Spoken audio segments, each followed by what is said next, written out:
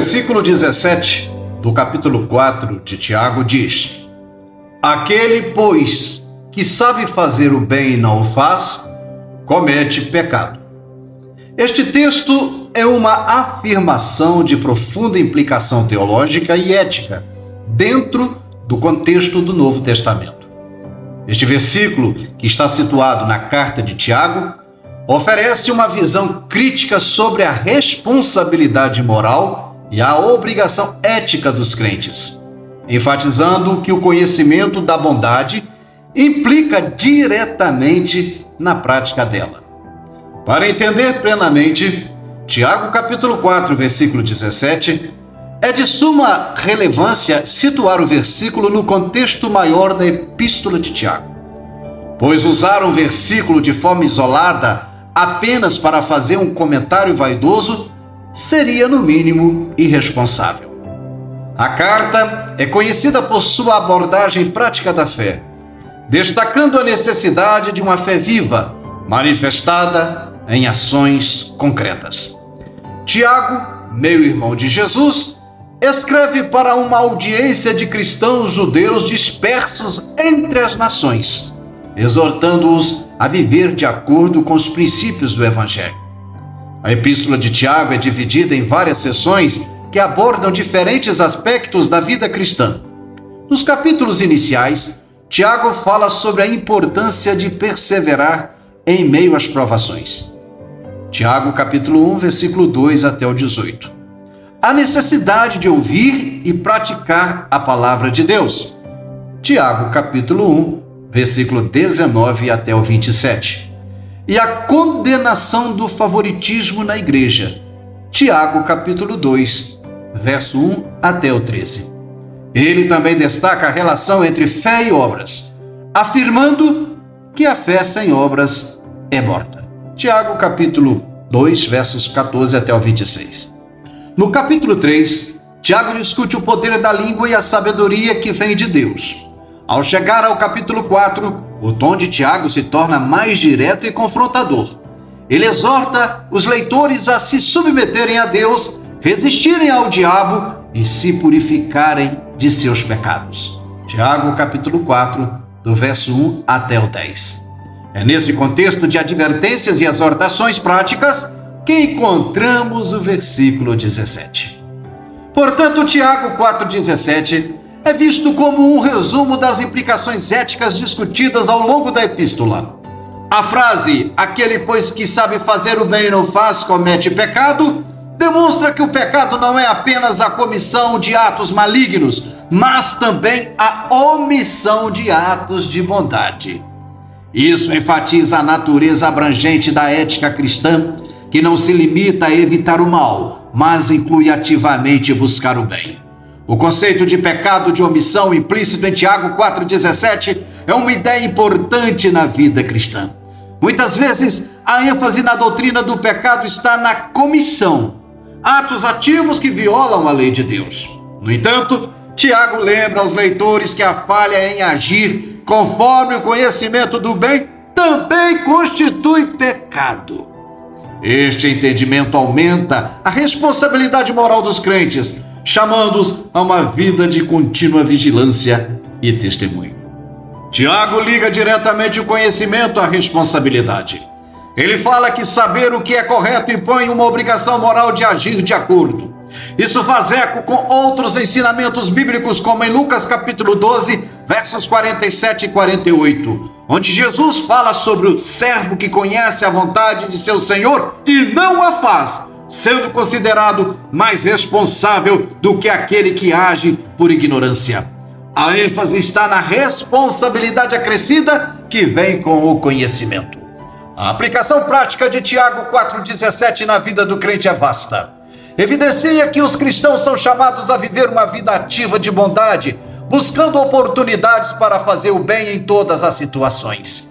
Isso vai além de uma moralidade passiva, onde se evita o mal, e se estende a uma moralidade ativa, onde se procura constantemente maneiras de demonstrar o amor e a justiça de Deus. Dentro da igreja, isso pavimenta o envolvimento em obras de caridade, justiça social e apoio aos necessitados. A igreja é chamada a ser um reflexo do caráter de Deus, que era amor e justiça.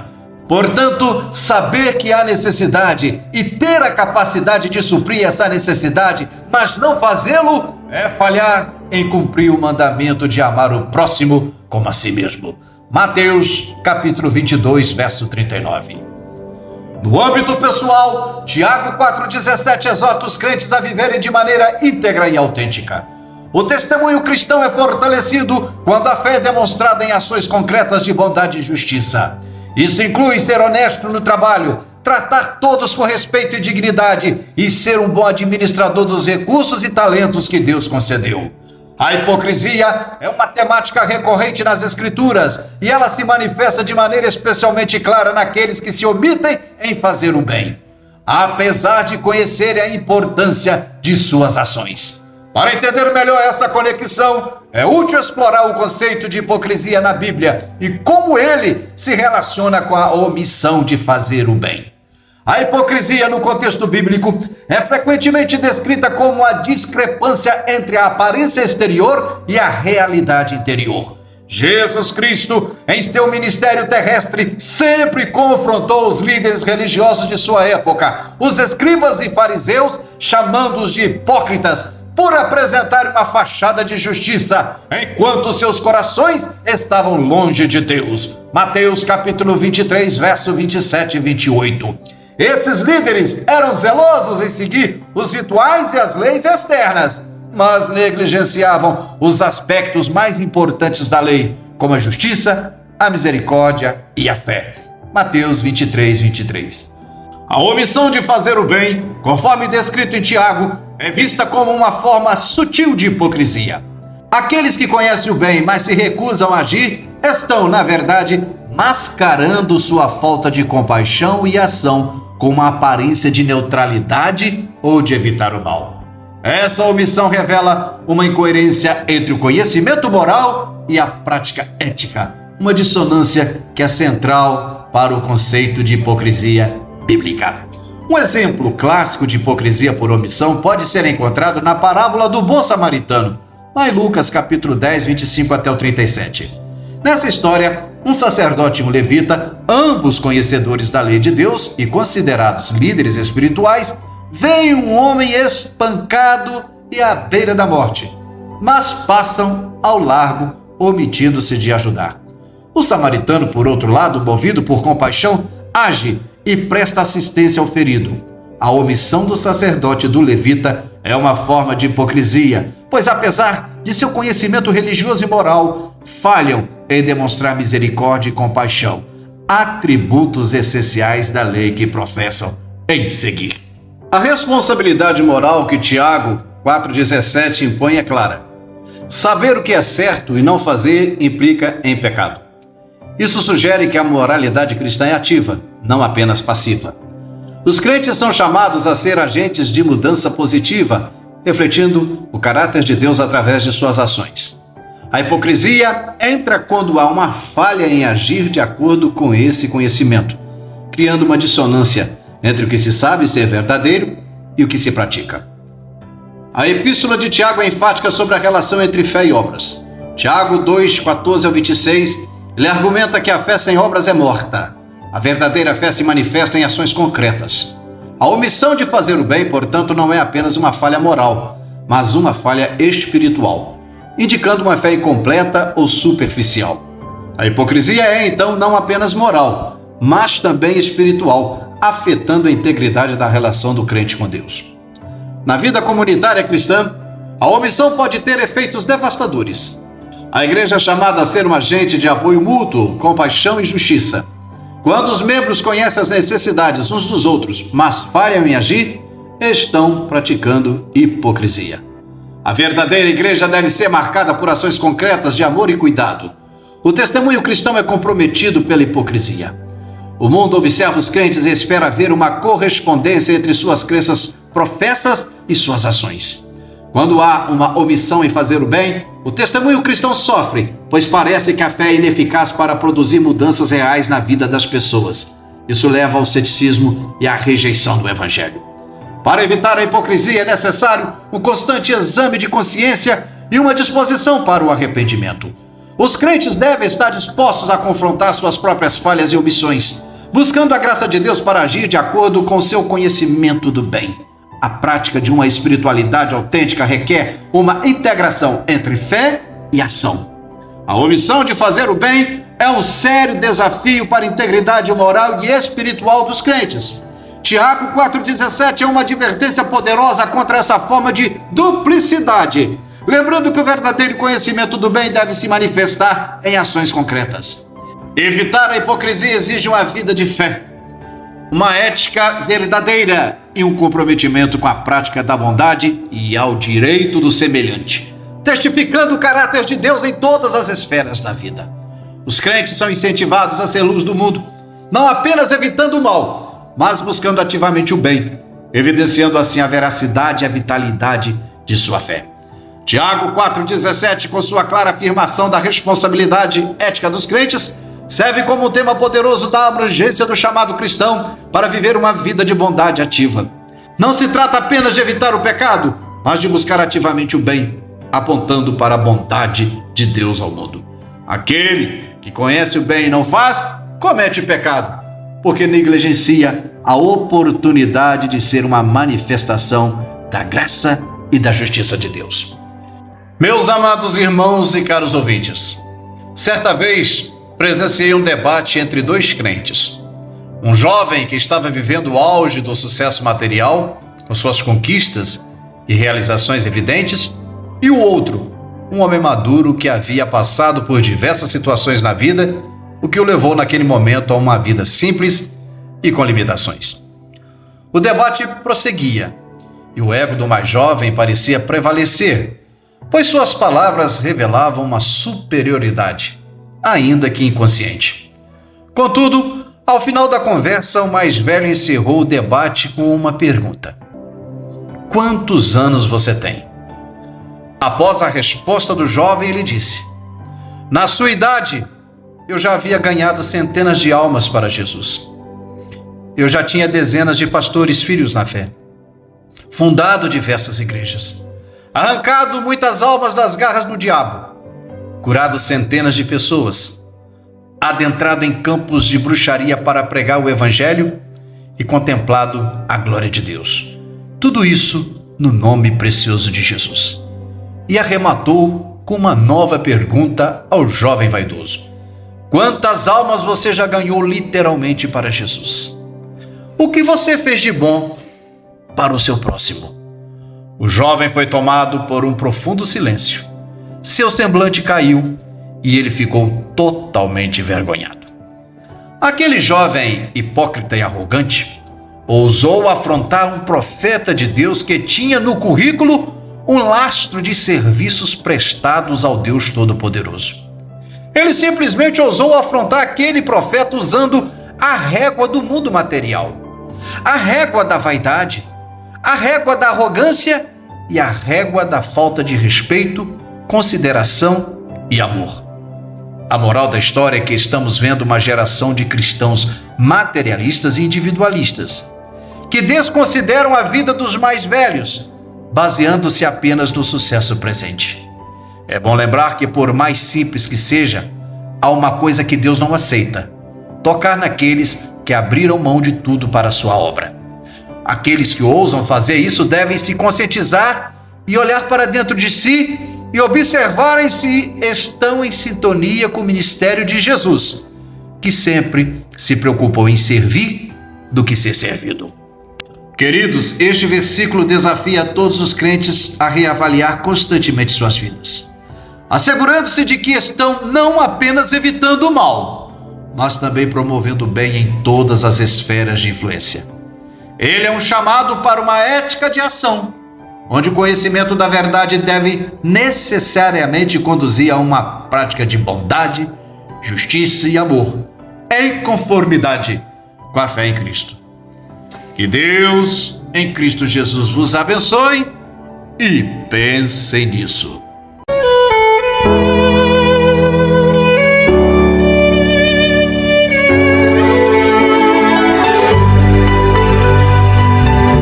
Momentos de oração. e tudo quanto pedirdes, crendo, recebereis.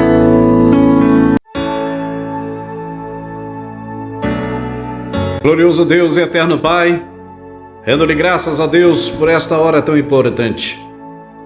Tendo os nossos corações já dilatados pelo poder da Tua Palavra, rendo-lhe agora, Senhor Deus, um momento de intercessão, onde estarei, meu Deus, através dessa breve oração, suplicando o Teu favor em prol da vida dos Teus filhos. Eis aí, meu Pai, a Tua igreja, eis aí os Teus filhos. Acredito, meu Pai, que essa mensagem está alcançando muitos e muitos corações. E com certeza, falando de uma forma toda especial, tocando lá no íntimo. O tema, tão relevante, nos diz que aqueles que sabem fazer o bem, mas não faz, comete pecado. Na realidade, é a omissão diante da realidade. Meu Deus, ao observar, Pai, a igreja primitiva, nós víamos um agir bem diferente, uma preocupação muito grande entre os irmãos de fé. E quando tentamos comparar para os dias atuais, o contraste se evidencia, pois, diante do materialismo e do individualismo, as pessoas se tornaram amantes de si próprias, e aquela máxima começa a prevalecer. Cada um por si e Deus por todos. Mas, meu Senhor, não é o conteúdo que está no Evangelho transformador. Não é a mensagem, Senhor, que Tu deixaste para nós ali na cruz do Calvário, onde devemos sim nos preocupar com a dor do nosso irmão, ter uma mão estendida para aqueles que porventura estão passando por momentos difíceis, seja na área emocional, seja na área sentimental, seja na área material, não importa. A igreja ela precisa ser o reflexo de Cristo e sempre estar com as mãos estendidas para poder ajudar a estes. Meu Deus, que o Senhor possa tocar, meu Pai, e proporcionar uma sensibilidade maior nos corações. Porque eis aí, Senhor, centenas de vidas caminhando para o inferno.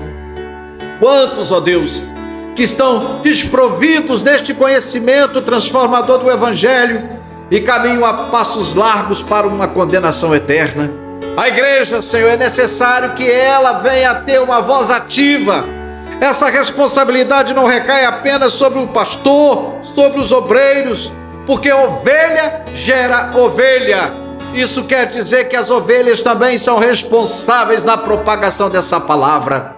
É preciso, ó Deus, nos contristar mais com a situação caótica dos nossos semelhantes.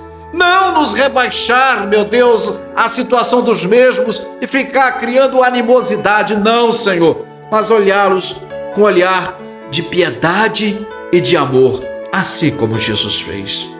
E entre os fiéis da fé, quantos, ó Deus, que muitas das vezes estão lá no fundo do poço, deprimidos, abatidos, não conseguem nem sequer mais ir na igreja e não recebem uma visita sequer.